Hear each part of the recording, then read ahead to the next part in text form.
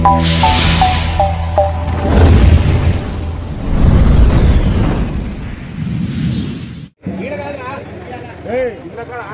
ప్రచారంలో భాగంగా మంచాలకట్ట గ్రామం రావడం జరిగింది. ఈ కార్యక్రమానికి అధ్యక్షత వహించిన మన మండల కన్వీనర్ సత్యనారాయణ రెడ్డి గారికి, అలాగే ఈ గ్రామంలోని తెలుగుదేశం పార్టీ సీనియర్ లీడర్లు వెంకటేశ్వర రెడ్డి చిన్నాయన గారికి, అలాగే మాజీ ఎంపీపీ శ్రీనివాసరెడ్డి అన్న గారికి, మాజీ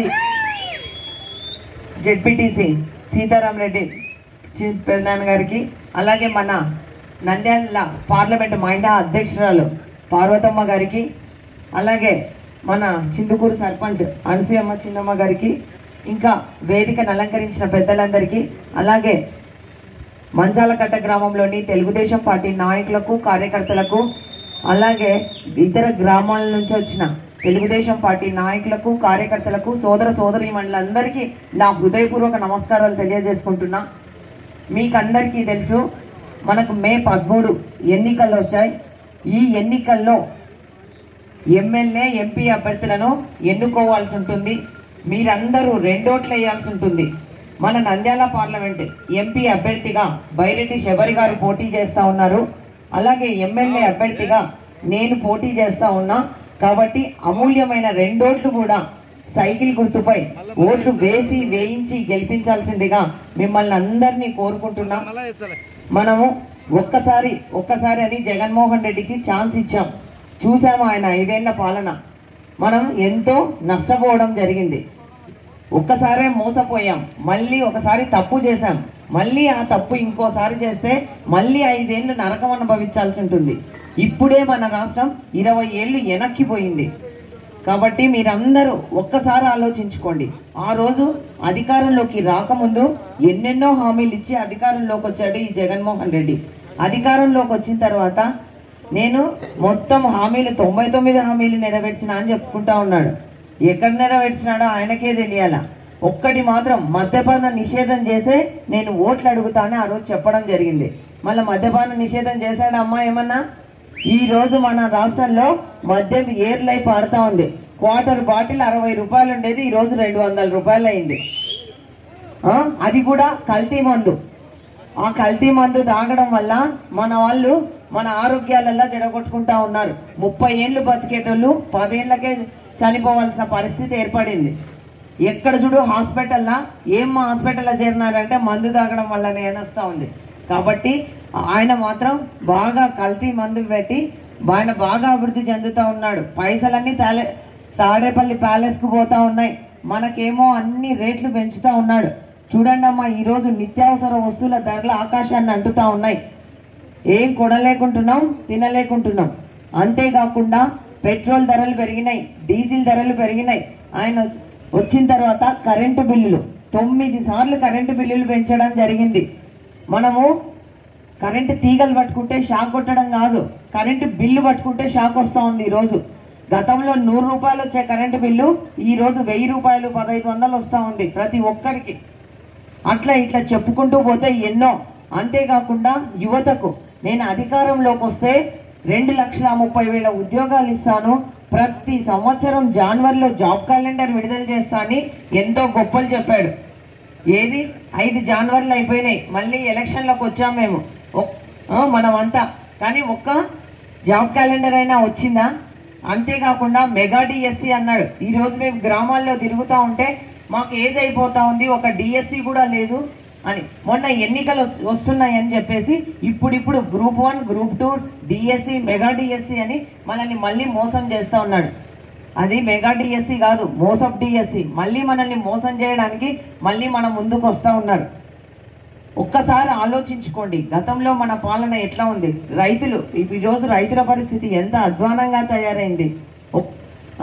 మనకి ఈసారి అంతా ఒట్టి కరువు వచ్చింది. ఏమన్నా ఈ ప్రభుత్వం ఆదుకోయిందమ్మా? నష్టపరిహారాలు ఇచ్చిందా ఏమన్నా? గతంలో చంద్రబాబు నాయుడు గారు ఉన్నప్పుడు రైతులకు ఎట్లుండేది, ఇప్పుడు ఎలాగుందో మీరే ఒక్కసారి గతం గుర్తు తెచ్చుకోవాలా. మన గ్రామాలు కూడా ఎలా అభివృద్ధి ఉన్నాయి. గతంలో టీడీపీ ప్రభుత్వం అధికారంలో ఉన్నప్పుడే రోడ్లు కానీ, కాలువలు కానీ, తాగడానికి నీళ్లు కానీ, లైట్లు కానీ ఏ వచ్చినాయంటే టీడీపీ ప్రభుత్వంలోనే. ఇప్పుడున్న ప్రభుత్వము కనీసం సర్పంచ్ నిధులు కూడా లాగేసుకుపోయింది. సర్పంచులు కనీసం తాగునీళ్ళు ఇచ్చేది పరిస్థితి కూడా లేదు. అందుకే సర్పంచులంతా భిక్షాటన చేస్తూ ఉన్నారు ఊర్లల్లో. మాకు విరాళాలు ఇవ్వండి, మేము నీళ్ళు ఇస్తాము, లైట్లు వేస్తామని చెప్పి. అటువంటి పరిస్థితికి వచ్చింది మన రాష్ట్రం. కాబట్టి ఇప్పుడే చాలా నష్టపోవడం జరిగింది. మళ్ళీ ఒకసారి తెచ్చుకుంటే మనకి ఏదన్నా వరదలు వచ్చినా ఏమన్నా విపత్తులు వచ్చినా ఒక్క రోజన్నా సీఎం వచ్చి మనల్ని బలకరిస్తూ ఉన్నాడమ్మా. పరదాలు కట్టుకొని వస్తూ ఉన్నాడు, పరదాలు కట్టుకొని వెళ్ళిపోతూ ఉన్నాడు. అటువంటి పరిస్థితి ఉంది. ఇంకా అటువంటి రాష్ట్రం అట్లా ఉంటే ఈ సైకో పాలన మనకి ఇక్కడున్న 6 సార్లు ఎమ్మెల్యే ఇక గెలిచిన కాడసాని రాంభూపాల్ రెడ్డి పాలన ఎట్లుందయ్యా అంటే మీకే బాగా తెలుసు. మొత్తం కబ్జాలు, ఎక్కడ స్థలాలు ఉంటే అక్కడ. గడివేముల మండలంలోని వైసీపీ లీడర్లలో ఒక్కొక్కరు 30-40 ఎకరాలు కబ్జాలు చేసి వాళ్ళు మాత్రం బాగా అభివృద్ధి చెందుతూ ఉన్నారు. మన సొంత పొలాలు కూడా రాత్రికే ఆన్లైన్లో అయిపోతాయి వాళ్ళ పేరిట. చూడండి, మనం ఏమన్నా తప్పు జరుగుతుంది అని ప్రశ్నిస్తే కేసులు పెడతారు మన పైన, గొడవ పడతా ఉన్నారు, భయపెడుతున్నారు. వాళ్ళ కింద మనం బానిసలుగా పనిచేయాలనా? ఆలోచించండి ఒక్కసారి. ఎన్ని రోజులని మన నియోజకవర్గంలో మాత్రం ప్రాణాలకు రక్షణ లేదు. మొన్ననే తడకనపల్లిలో ఒక ముస్లిం అబ్బాయి జనసేన పార్టీ సలాం అనే అతను ఏదోదో మాట్లాడుతూ ఉంటే అడ్డుకున్నందుకు అతన్ని ఆయన బాడీ గార్డ్స్ కొట్టడం జరిగింది. ఎందుకు? ఇంకా మనం ఆయన అరాచక పాలన, మనం ప్రజాస్వామ్యంలో ఉన్నామా లేకపోతే అప్రజాస్వామికంలో ఉన్నామా? ఒక్కసారి మీరే ఆలోచించుకోమని నేను మిమ్మల్ని కోరుతా ఉన్నా. ఎన్ని రోజులని ఆయనకు భయపడుకుంటా మనం బతకాల? అంతేకాకుండా మన ఆస్తులకు రక్షణ లేదు, మన ప్రాణాలకు రక్షణ లేదు. ఆస్తులు కూడా రాత్రే మన తాతలు ముత్తాతలు మన తల్లిదండ్రులు సంపాదించినది రాత్రికే ఆన్లైన్లు చేసుకుంటా ఉన్నారు. ఏమని ప్రశ్నిస్తే మళ్ళీ దానిపైన కూడా దాడులు, మన పైన కేసులు పెడతారు, మనం మళ్ళా జైలుకు పంపించడం. అవసరమా ఇటువంటి నాయకులు మనకి? ఆలోచించమని మిమ్మల్ని అందరినీ కోరుతా ఉన్నా. గతంలో మరి మన భూ సర్వేని కొత్తది రీసర్వేని పెట్టిండ్రు మళ్ళీ కొత్తగా. ఎప్పటి నుంచో మనకు ఆస్తులు ఉంటాయి, దాన్ని 3 ఎకరాలు ఉండేది 2 ఎకరాలకే కుదించి, అంటే దాంట్లో కూడా 1 ఎకరా లాగేసుకోవడమే. వాళ్ళు ఏమయ్యా అని ప్రశ్నిస్తే పట్టించుకోరు. మళ్ళీ వైసీపీ నాయకుల ఇండ్ల చుట్టూ తిరగాల మనం. మళ్ళీ వేల కొద్ది డబ్బు ఖర్చు పెట్టుకోవాలా, అధికారులకు ఇవ్వాలా, నాయకులకు ఇవ్వాలా. ఇటువంటి పరిస్థితి ఉంది మన నియోజకవర్గంలో. మన నియోజకవర్గం ఏ మాత్రం అభివృద్ధి చెందకుండా కాడసాని రాంభూపాల్ రెడ్డి ఆయన బినామీలు, ఆయన అనుచరులు, వాళ్ళ కార్యకర్తలు మాత్రం బాగుపడతా ఉన్నారు. ఒక్కసారి ఆలోచించుకోండి మీరే. కాబట్టి ఇటువంటి పాలనకి ఇంటికి పంపించే సమయం వచ్చింది. అది మీ చేతుల్లోనే ఉంది. చూడమ్మా, ఒక్కసారి ఆలోచించుకోండి. మళ్ళీ మనం కూడా ఇటువంటి నాయకులను మళ్ళీ తెచ్చుకుంటే మళ్ళీ 5 ఏళ్ళు ఇబ్బంది పడతాం. ఇప్పుడే మన గ్రామాల్లో వర్గాలు ఏర్పాటు చేస్తూ ఉన్నారు. మనకే గొడవలు. మళ్ళా వాళ్ళ ఇంటికి పోవాలా గొడవ తీర్చమని పోతే మళ్ళీ అక్కడ గొడవ తీర్చారు, మళ్ళీ స్టేషన్కు పంపిస్తారు, అక్కడ కేసులు పెట్టించుకోవాలా. ఇది మనకి ఈయనతో ఉన్నాం. ఇటువంటి నాయకులకు ఇటువంటి పాలనను మీరే అంతం చేయాల్సిన సమయం వచ్చింది. గతంలో ఎమ్మెల్యేగా ఉన్నాం, ఎక్కడన్నా ఒక్క రోజన్నా సెంట్ స్థలం కానీ ఎక్కడన్నా గొడవలు కానీ ఉన్నాయా? స్టేషన్ల మొగం చూసినామా మనం? చూడండి ఎంత ప్రశాంతంగా ఎవరి జీవితాలు వాళ్ళు గడుపుకోవడం జరిగింది. అంతేకాకుండా మీరు ఇంకొకటి కూడా ఆలోచించాలి. మన ఈ మంచాలకట్ట చెరువులో కూడా చెరువుకు వెనక సైడు తూములు పెట్టి కాలువ తీసి వేరే గ్రామాలకు తీసుకుపోతా ఉన్నారంటే చూడండి ఈ వైసీపీ నాయకుల అరాచకాలు ఎట్లున్నాయో. మీరు ఒక్కసారి ఆలోచించమని నేను కోరుతా ఉన్నా మిమ్మల్ని అందరినీ. ఈ ప్రభుత్వంలో ఈ వైసీపీ నాయకులు చేసే దౌర్జన్యాలు, వాళ్ళ గూండాయిజం, దీనికి ఒక్కటే సమాధానం. మీ దగ్గర ఓటు అనే అస్త్రం ఉంది, దాంతో కొడితే దిమ్మ తిరిగి మైండ్ బ్లాక్ కావాలి. ఈసారి ఎక్కడే పోయి బనగాలి పల్లెల్లో పడితే మళ్ళీ మనకి సగాలు కనిపించకూడదు. అటువంటి సమయం వచ్చింది చూడండి. మీరు ఆలోచించుకోమని మిమ్మల్ని అందరినీ కోరుతా ఉన్నా. కాబట్టి రేపు జరగబోయే ఎలక్షన్లలో మీ అమూల్యమైన ఓట్లు సైకిల్ గుర్తుకు వేయాలి. అంతేకాకుండా చంద్రబాబు నాయుడు వస్తేనే మన రాష్ట్రం బాగుపడుతుంది. మన పిల్లలకు, చదువుకున్న పిల్లలకు ఉద్యోగాలు వస్తాయి. చంద్రబాబు నాయుడు ఉంటేనే పరిశ్రమలు వచ్చేది. ఆయన మంచి విజన్ ఉన్న వ్యక్తి, ఆయన మంచి అనుభవజ్ఞుడు. రోజుకి 24 గంటలు ఉంటే. నమస్కారం.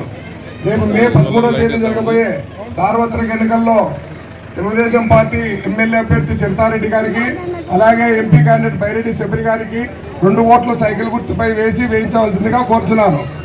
ఇంకా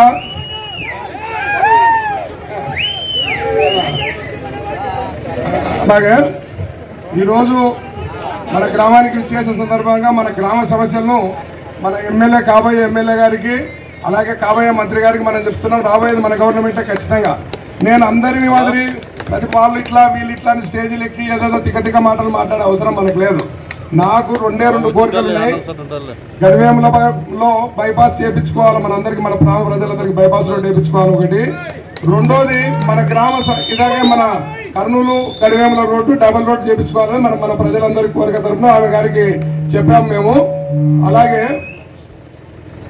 మన ముఖ్యమైన సమస్య మన మంచాలగట్ట గ్రామానికి ఎప్పుడు లేని సమస్య వచ్చింది. రాబోయే రోజుల్లో భయంకరమైన ప్రయాణం అవుతుంది. మన చెరువుకు ఎక్కడైనా కానీ ఆయకట్టు ఉంటే చెరువు కింద నుంచి కాలువలు తీసి గడివేముల వరకు వారిస్తారు, కానీ వెనకల పక్క కని గ్రామానికి నీళ్లు బదిలించడం అనేది ప్రపంచంలో దుర్మార్గం. అది కేవలం డబ్బుల కోసం టెండర్లు తెచ్చుకొని నీళ్లు ఇచ్చారు. 3 కోట్ల రూపాయలు శాంక్షన్ చేయించుకొని ఒక 20 లక్షల పని చేసినారు.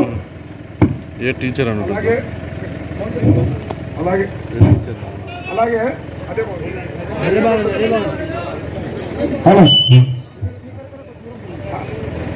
అలాగే మన చెరువును నీళ్లు వెనక్కి తీసుకొని పోతున్నారు. అలాగే మన చెరువులో నీళ్లు ఉండగానే చెరువు మూసి వెనక్కి నీళ్ళు ఇస్తున్నారు. ఇన్నాళ్ళు ఏదంటే మంచాలగట్టకు పెద్ద ఇబ్బంది లేదు, తెలంగాణ మోటార్లు బిగించుకున్నాం, మనం బతుకుతున్నాం అనుకుంటున్నారు. తెలంగాణ కాలువకు రాబోయే 2-3 సంవత్సరాల్లో సిమెంట్ లైనింగ్ అయిపోతుంది. మనకు నీళ్లు ఏమి ఉండవు, కేవలం చెరువు మీద ఆధారపడే బతకాలి మనం. కాబట్టి చెరువు వెనకల పక్కన కాలువను బూడిపించుకోవాలా. అలాగే గనికి గ్రామానికి కొంతమంది పండించుకుంటున్నారు, దానికని తప్పు పట్టలేదు, కానీ నారాయకట్టు వెనక్కి తీసుకుపోవడం అనేది చాలా ఘోరమైన విషయం. అలాగే చెరువు కాలువ పోయిన రోజుల్లో మనం లిఫ్ట్కు 4 మోటార్లు ఉన్నాయి. 4 మోటార్లు ఆడించి చెరువు నింపుకుంటే తప్ప మనకు భవిష్యత్తు లేదు. దీన్ని దృష్టిలో పెట్టుకొని అందరూ దీనికోసం ఆల్రెడీ మేము కోర్టులో వేసినాను. హైకోర్టులో దాదాపు 2-3 లక్షలు ఖర్చు అయింది. కోర్టులో విచారణకు వచ్చింది. తొందరలోనే కేసు కూడా మనం గెలవబోతున్నాం. మనకు పరిస్థితి ఇవన్నీ మంచాలగట్ట ప్రజలు గుర్తుపెట్టుకోండి. సరే రోడ్లు వేసినాం, చిన్న ఏదో రోడ్లు వేస్తుంటాం, డబ్బులు సంపాదించుకుంటాం, అవన్నీ కాదు సమస్య. రాబోయే భావితరాలు ఎలా బతకాలనేది ఆలోచన చేసుకోవాలా. మీ అందరికీ మరొకసారి మనం ఏం చేస్తున్నట్టే చెరువు కట్టను రక్షించకపోతే మనకు భవిష్యత్తు ఉండదు. అందరూ మంచాలగట్ట చెరువును మనం రక్షించు. ఇప్పుడు ఇదే విధంగా చెరువులో మత్స్యకారులకు చేపలు పట్టుకోకుండా అన్ని గుంతలు తాగి కొలలు పడకుండా రకరకాల ఇబ్బందులు అవుతున్నాయి. చెరువులో నీళ్లు ఉంచుకోవాలా, మనం నింపుకోవాలా, వెనకల పక్క కాలం పుడుచుకోవాలి. దీని అందరూ ప్రజలు గుర్తుపెట్టుకొని దీనికి మద్దతుగా మాకందరికి మద్దతుగా మీరు ఎంత నిలబడాలి, మీ ఎంత మేము తెలిసి రేపు గవర్నమెంట్ వచ్చిన గంటకు ఆ చెరువు కాలం పొడిపిస్తా అని చెప్పి మీ అందరికీ మనవి చేసుకుంటాను. ఈ అవకాశం ఇచ్చిన ప్రజలందరికీ నమస్కారం.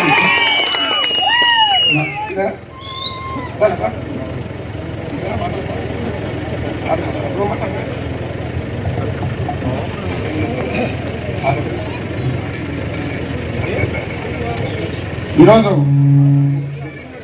రేపు మే 13 తేదీ జరిగే ఎంపీ ఎలక్షన్లలో భాగంగా